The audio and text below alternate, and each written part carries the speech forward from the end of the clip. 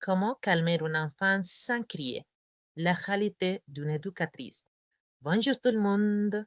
Aujourd'hui, je vais vous parler de quelque chose de très important dans le travail d'une éducatrice. Comment accompagner un enfant quand il est fâché, frustré ou qu'il ne veut pas participer aux activités.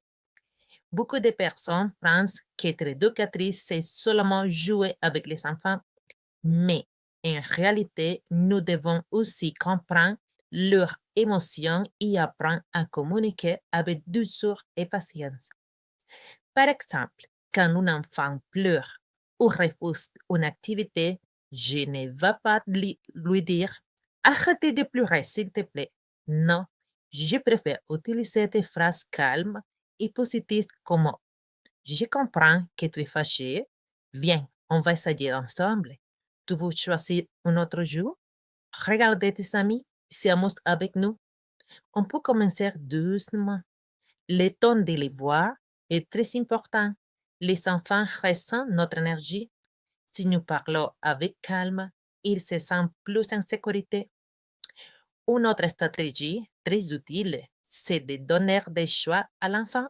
Par exemple, tu préfères dessiner ou faire un collage? Tu veux t'asseoir ici ou après de moi?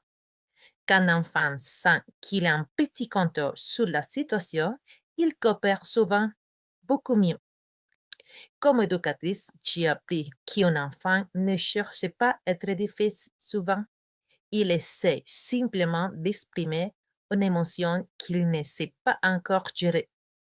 Et parfois, un simple câlin, un sourire ou quelques mots douces pouvant tout changer.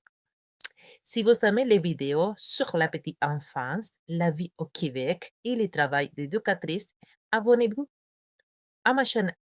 À bientôt!